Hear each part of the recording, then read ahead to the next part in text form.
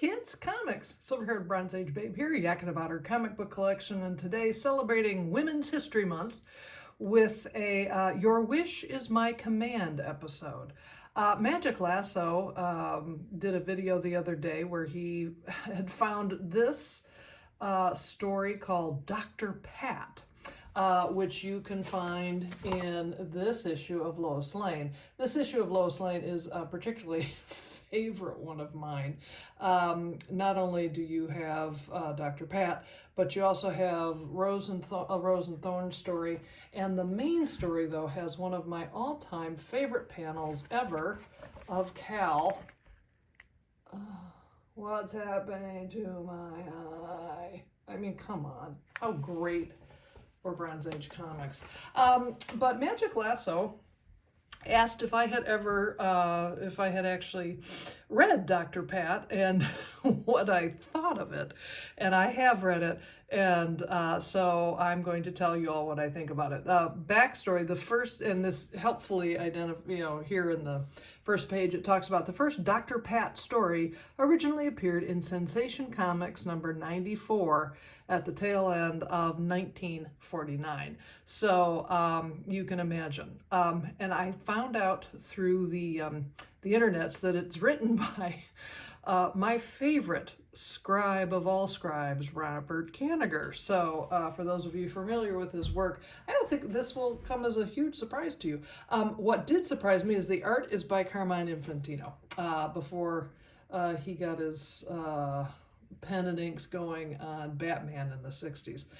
Anyway, Dr. Pat is a beautiful blonde who you meet parachuting into a jungle because someone has radioed for help, and Dr. Pat is the one who's been sent to do so. The story is lengthy and kind of convoluted, not convoluted, but just kind of dense, and I'm not going to do a deep dive into the plot points, but the things to know really about Dr. Pat is, within the first page, Great Thunder, a woman.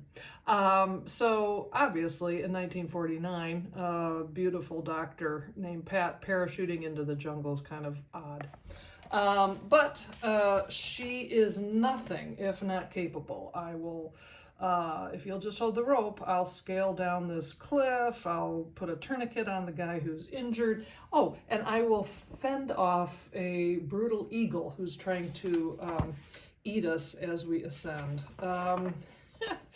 So she's brilliant. She's a superhero without technical superhero powers, which I just got a huge kick out of. And then, of course, there's the obligatory backstory where, my kindly family doctor was just, I wanted to be just like him. So I went to school, I studied hard, I graduated. Oh, and here it is, Dr. Pat became Dr. Pat Windsor, but because she was a beautiful young woman as well as a doctor, she had to make a decision. Congratulations, darling, you're the loveliest doctor I've ever seen. But after we're married, you'll have to forget about your MD. Oh, one doctor in the family will be enough. And Dr. Pat is having none of that. But Adam, I didn't swear an oath to help others just to forget it as soon as I was married. I intend to practice medicine just as you will. What strikes me about, and so she, she dumps him and becomes the marvelous Dr. Pat. And throughout this thing, she's kind of asked about her love life by the various people she encounters, and she's like, I love my career, thanks, but no thanks. And so on and so forth. And it all ends up great, and she solves every problem and cures every ill. There's also another Dr. Pat story that you can find in Lois Lane number 118. And this one has a title that kind of makes no sense. It's called Dr. Pat's First Love. Well, guess what the real first love is? Medicine. So I guess not Adam, but her first love is medicine, and she ends up in a backwoods burg and answering the ad for a country doctor, and you know, lo and behold, again, lots of plot points that really don't matter. Now this one, she does actually decide to plant a kiss on, oh, here he is. This helpful guy is a reporter, and through his efforts of publicizing Dr. Pat, she got a mobile medical unit for the area, and she's so happy that, you know, what Dr. Pat obviously would do was plant a big smackaroo on him, which, you know, really, because the character up until this point has just been nary a hint of sexuality coming off of this gal. But nonetheless, so she, again, solves all problems and carries on as the unattached but happy Dr. Pat. So I think the thing that comes across to me is that, you know, it's not that bad, but it's very typical of Robert Kanigher and DC Comics and just the time, the era that they were in, that there's a choice that women have to make, and that is you work or you get married.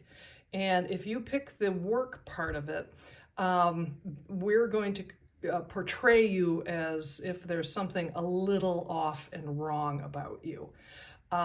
In Dr. Pat's case, she's a little chilly, she's kind of cold, she kind of is oblivious to the rest of the world around her. But thank God she picked medicine, because she can help save people's lives. So there you go. That is my tribute to Women's History Month.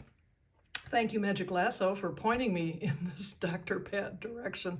I appreciate it. Thank you so much for stopping by. I'll see you next time.